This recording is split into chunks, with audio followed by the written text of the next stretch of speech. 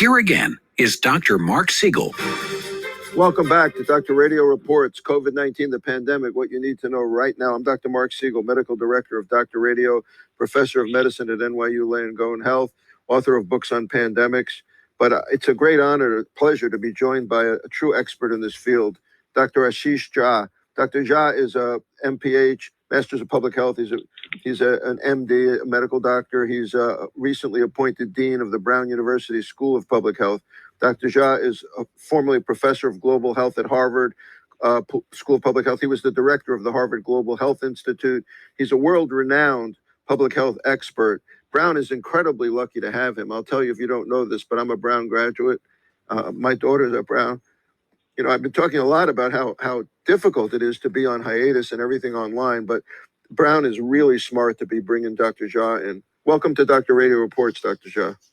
Hey, thank you so much for having me on. What's happening with COVID? I've been watching a lot of our experts around the country. Nobody's more cogent and informed and intelligent on this issue than you are. What's going to happen with this pandemic? Where are we? Where are we going? Well, thanks for asking. And the way I think about it is, if you think of it as a baseball game, we're probably near the bottom of the third inning, meaning we've played a few innings. We know what this game is going to be like, but we have a long way to go. We've got quite a bit of stretch ahead of us. So obviously New York, New Jersey, Connecticut, those places were hit hardest initially. We're seeing large outbreaks across large chunks of the South and Southwest. And my hope is that we really now begin to take this virus seriously. We get on top of this. There are 2 or 3 tools that we have. We use them all effectively. If we do all that, we can avoid shutdowns, which I think we all agree we want to avoid, and we can get the virus under control. I've just been worried that people aren't taking this seriously enough. How can we get them to take it more seriously? I've been trying to draw a line. I don't know if it's effective, but can somebody that's in a bar clinking a glass think that they're ultimately putting an older person at risk down the road because when they go home, they caught COVID and they give it to their grandmother? I mean, can we get people to think in public health terms? Yeah, I think we have to, right? Because it's one thing for that 25-year-old to say, well, even if I get it, I probably won't get too sick. And they're right. They probably won't get too sick. But the problem is they're going to go home, as you said, give it to grandma, give it to their parents, give it to other folks. And they become a vector for the virus spreading in the community.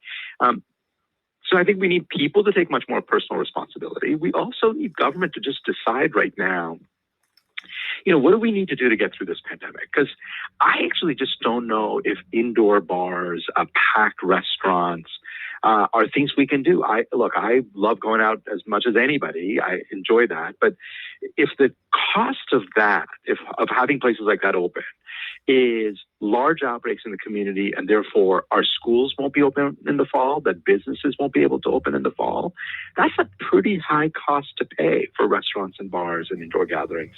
So I really think we have to be prudent about what kinds of things we open and close, because if we're not, we might find ourselves having to close everything. I really like how you said that. By the way, I have a bar up in Providence I'm going to take you to when all this is over, but we're going to wait a year at least. We're going to wait a year. Great. But seriously, what about, speaking of protecting the public, what about nursing homes? I'm incredibly dismayed by our track record here with nursing homes. What can we do about it? Why is it so awful? And are we going to get better now? Yeah, so nursing homes and the way we as a country have dealt with them is just, in my mind, has been a disaster. And there's no surprises here in the sense that, you go back to early March, you could look at experts.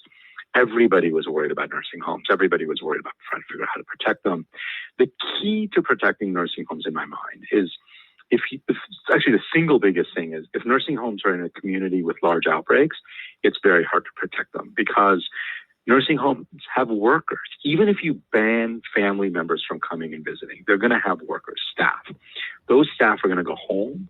They're going to mingle with their spouses and kids. And if there are large outbreaks happening in those communities, the evidence is clear that those staff are going to then bring the virus in. The other way to protect nursing homes beyond just controlling the virus in the community is testing staff, testing residents, testing visitors. on an ongoing basis. But we haven't had the kind of testing we need to do that. And so therefore, we haven't taken that very surveillance approach to testing and a surveillance approach to protecting nursing homes. And that's why we've seen tens of thousands of seniors die. And I think it's a travesty, to be perfectly honest. I just think it's unacceptable, and we've got to do a better job as we move forward. Are we there yet in terms of testing? I mean, are we better? I mean, I know we're better. Are we there where we need to be? Well, so we're better. You're absolutely right. We're better. We're doing about 550,000 tests a day. Sounds like a lot. I always remind people that there's 330 million of us. And so, at 550,000 tests a day would take, it would take almost a year to test everybody. So that it's not actually more than that to test everybody. So not enough. And, the issue is that some people say, well, there aren't long waits anymore. It's enough if all we want to do is test people with symptoms. If all we want to test is people who have disease, it's enough. But that's not all we want to do. I do want to be testing nursing home workers. I want to be testing them, especially if they're in a community with a reasonable outbreak. I want to be testing them once a week. I want to be testing residents. I want to be testing, if you want to go visit your grandma, you should have to get a test before you go. And if you're positive, you can't go. For that kind of surveillance testing, we probably need several million tests a day. And we're obviously nowhere near that. What about the kind of testing? I mean, we're still based on PCR testing, but they're more point of care than they were. Then there's the antibody test. I mean, obviously, we got to get a better antibody test so that we know for sure there's actually some immunity involved. But in terms of the point of care testing, do you think that's where it needs to go, or we still need to fine tune that?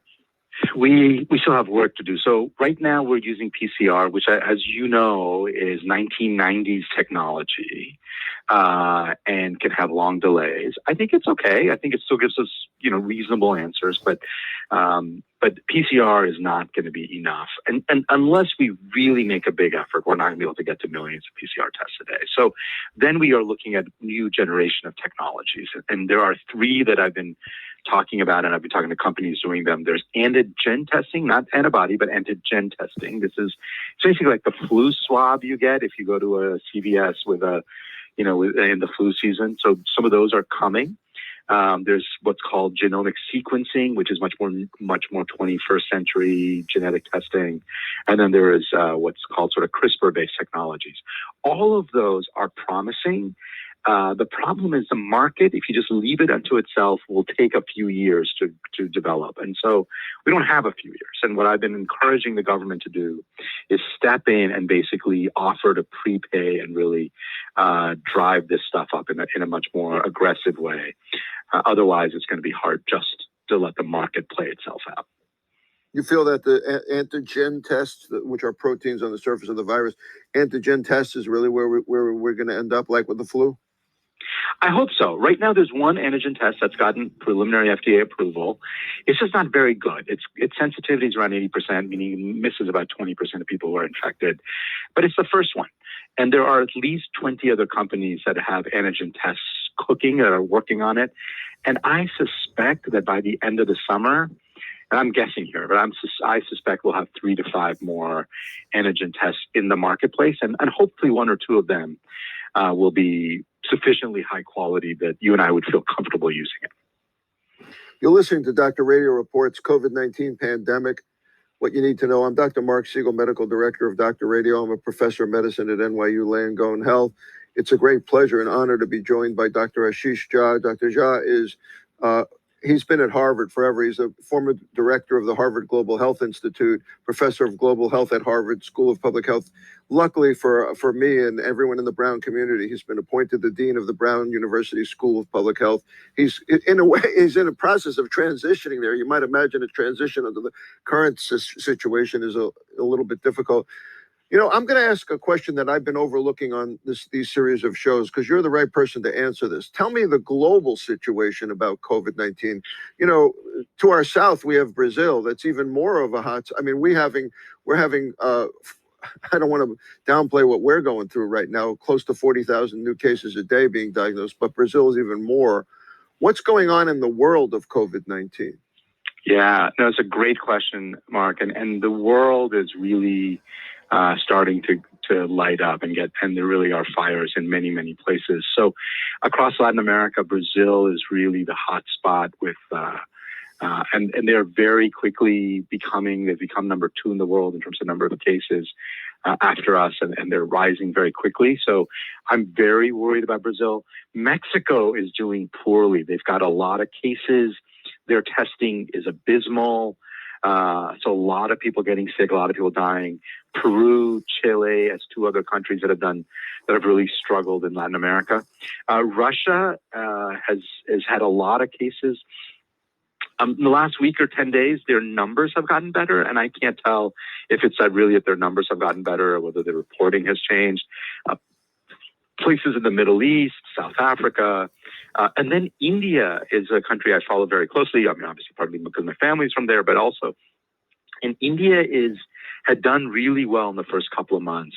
But boy, in the last couple of weeks, the way their numbers are going, I'm getting very worried about what's going to happen with India. So we are not alone in this. This is a global pandemic, and we're not the only ones struggling. What do you think? Do you think that this is a really hard question for me to ask right now because all evidence seems to point to the contrary. But a lot of us, luckily I wasn't alone in this. A lot of us were assuming there was going to be some seasonality to this virus because it's a respiratory virus, because other coronaviruses are seasonal, even though given the fact that it's a pandemic strain, which means we don't have the immunity to slow it down. I want the listeners to understand why I would even use the word seasonal. Seasonal means that a respiratory virus doesn't like humidity, doesn't like heat, doesn't like light, doesn't thrive in those conditions. Well, Dr. Jha, is there still a possibility that there's some seasonality to this? And I'm bringing this up because you're talking about South America, which is deep into their fall right now. Yeah, so I do think there's some seasonality, but it's worth remembering, and you actually really laid it out very nicely, Mark, that the things that slow down the virus, I do think sunlight, I think heat, humidity, all of those things, which is why I've been saying that being outdoors is much, much safer than being indoors. And so, if that bar you mentioned in Providence, if it had an outdoor seating place, I'd be happy to go now. I think it's pretty reasonably safe. If it's not, I'm buying. I'll buy. Okay. But the point is that, it's that if you're outside, if you're not in a super crowded space, it's probably safe because of the seasonality issues. The problem is that the reason we're seeing these very large outbreaks in Texas, Arizona, Arkansas, Florida, South Carolina is it's really hot. And that means people are spending a lot of time indoors. And my guess is that most of the outbreaks are happening because of people spending time indoors because it is so hot outside. It also really worries me about what's going to happen in the Northeast and Midwest and elsewhere as we get into October, November, December, and being outside becomes harder and harder. And I would add, by the way, a little caveat. I'm sure you're going to agree, Dr. Jha, that you can catch the virus out of doors. If you go to a restaurant, you're leaning over someone who has it. I mean, it doesn't go up into the air, but of course, ventilation is an issue indoors. Lack of good ventilation is an issue. Recirculating air is an issue. It's not, as far as we know, an aerosolized virus, but it rides on micro droplets, and it probably hangs in the air for a while, right? It definitely hangs in the air for a while. So you definitely can catch it outside or inside. I just think all else held equal is probably safer outside, but no doubt about it. There's nothing magical. And it definitely can hang in the air for a while. Is Europe out of the woods? Europe is not out of the woods, but Europe is doing much, much better. And of course, Europe, lots of variations within Europe. So Sweden is a country I continue to be worried about. They've tried mostly staying open. Their economy is doing very badly, and they've had 4 times the death of Denmark and Norway and other compatriots. So Sweden's struggling. But Norway, I think, I just want to make sure I'm not confused. Norway, I think, has schools open. Germany's got schools open. My sense is Italy and Spain is going to open up schools in the upcoming few weeks. So a lot of places are starting to get, not 100% of their lives back, but a lot of their economy and their lives back. Let's talk about vaccines. And again, I want to keep the global health perspective on this because I tend to only talk about Operation Warp Speed because I'm actually so impressed with the way that that's been handled. I mean, I'm certainly not impressed with the way a lot of things of this pandemic have been handled, including testing. I have to tell you up front, I'm not impressed with that. But I like the way that Operation Warp Speed has come together because it's trying to jump the manufacturing part, not the science. But can you talk about vaccine candidates around the world? Because clearly there's a vaccine candidate in China, more than one. There's several. There's different places are working on vaccines, not just the United States. We managed to piggyback ourselves to a German vaccine that is now Pfizer working with, the German company BioNTech, and of course the Oxford University vaccine. One of our AstraZeneca is working with that. So we're making it a global effort. But is it truly a global effort? And what do you think about the prospects in terms of vaccine? Yeah. So I am on the optimistic end of vaccines. I think we're going to have, by the end of this year, I'm going to go out on a limb here, Mark. I'm going to say we're going to have 4 or 5 vaccines that are all looking pretty good. I mean, maybe not all of them by the end of the year, maybe 1 or 2 by the end of the year, a few more by the early part of next year. So on that, I am optimistic. I just think this is the virus that we can build a vaccine for. I think there's enough evidence out there now that I think we'll have one. Now, so that's the optimistic part. Let me give you the 2 bits of caveats that I think, or 2 or 3 things that I think are worth, kind of just bringing us back to reality. Yes, I love Operation Warp Speed. I think it's great as a way to jumpstart on the manufacturing. I think I've been talking to a lot of folks who manufacture vaccines. The challenges of making billions of doses cannot be underestimated. People are worried about simple supply chains. One of the reasons we ran into problems with testing is because we didn't have swabs. Like, we couldn't get enough swabs. Well, people are worried about, like, will we run out of vials? Will we run out of, like, the little stuff that we just take for granted, but, throw in production of 2 billion new vaccines and it's going to become a huge problem. The second thing is I am increasingly confident that the first couple of vaccines that get all the way through and become, like, available will be Chinese vaccines. The Chinese have jumped early on this. I don't think their vaccines will end up being the best vaccines, but they may end up being the first vaccines. And that, of course, will be interesting to watch in terms of the geopolitics of that. Last point is it's entirely possible that we may end up with vaccines that are not fully protective, that they prevent you from getting super sick, but you may still have a mild syndrome, a mild kind of cold-like disease, and you're sick for a couple of days and you get better. My take is that's fine. And if we can turn this virus into a kind of a regular cold, I'd be fine with that. And my guess is that the vaccine is unlikely to give us lifelong immunity. And so, maybe that every year you go for your flu shot and you get a COVID shot as well. And personally, I'd be fine with that also. Like, that's, to me, not a huge cost. So, may not be perfect, may not be like a measles vaccine that you get it once and you're good to go for a while. But I am optimistic that sometime in the spring of 2021, most of us will be able to get a vaccine that will protect us from really getting sick from this virus. You're listening to Dr. Radio Reports, Coronavirus COVID-19, what you need to know right now. I'm Dr. Mark Siegel, the medical director of Dr. Radio. Behind the scenes is Emily Anton, the Wizard of Oz, running the show, putting together callers, and I don't know how she does it. She's our sound engineer, and also we have Beth Amin, who's our program director, and I'm joined by who's amazing too. I'm joined by Dr. Ashish Jha. Dr. Jha is from Harvard. He's formerly the director of the Harvard Global Health Institute, and he's a professor of global health at Harvard, but he's just recently been appointed dean of the Brown University School of Public Health, which is a great addition to Brown. I'm a Brown alumni. I'm very, very happy about this. Dr. Jha, I have actually a question that came from our program director, Beth Amin, which is, what about schools? American Academy of Pediatrics announcing they support opening schools in the fall. What are your thoughts on school openings? Secondary schools, primary schools, colleges like Brown. What are your thoughts about school openings?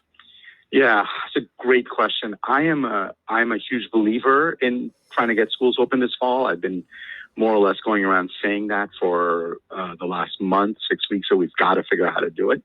And of course, with 3 kids at home, I have a particularly vested interest in making sure that those guys all get back to school this fall. But here's the bottom line. Between aspiration and reality lies a lot of hard work.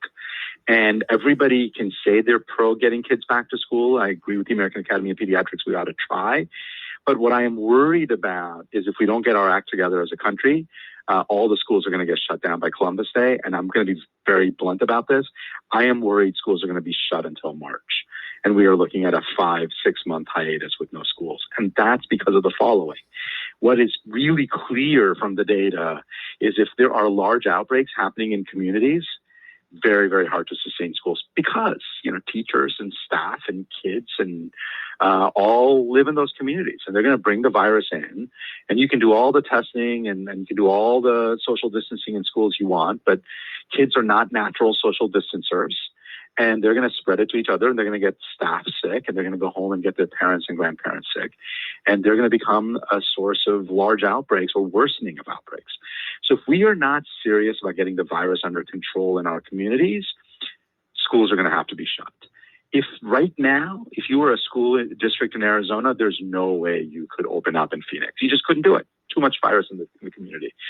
I think we're not taking this seriously, and I think the cost of kids not being able to go to school from Columbus Day all the way to March is a disaster. So I just wish that our political leaders would realize that we've got to get on top of this virus.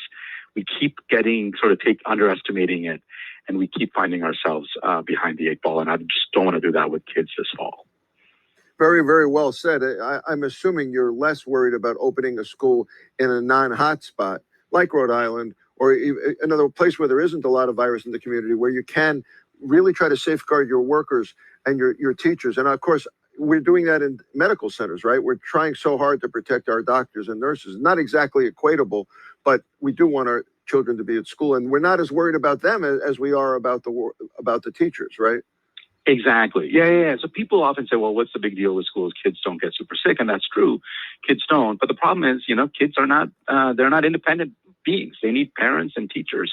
And so they will spread it to those folks if they get sick. So I think that's, to me, the biggest issue. I completely agree with you, Mark. I think if you have a neighborhood or a community, a town that does not have big outbreaks yet, schools should be doable. And I'm obviously, I'd like to see schools open everywhere. Let me just be very clear. What I'd like is our political leaders to realize that if they don't act now or in the upcoming days and weeks, they're looking at a long-standing or long-term school closures. And I just think that would be terrible. That's so true and so well said. Final thoughts? We have about a minute left. Look, the key here is that we can look to lots of countries, and people always say, well, South Korea is different and Taiwan is different. But Germany and Denmark and Norway, lots of countries that have done a very good job managing this virus. It's not perfect, but here's the key point. I don't think we can get 100% of our pre-pandemic life back while we're in the middle of a pandemic. But if we can live with 90%, we can get 90%. But if we want everything, if we want bars open, if we want restaurants fully packed, if we want to be able to do large indoor gatherings, then we're going to be stuck with almost nothing. We're going to be stuck shut at our homes with our economy in bad shape. So people have to make sacrifices, but modest sacrifices can help us get through this pandemic. And I just think I want policymakers and I want people to understand it's in our hands and we just got to do the right stuff. Dr. Ashish Jha, very, very inspiring to have you on. The new dean of Brown University School of Public Health. Amazing man.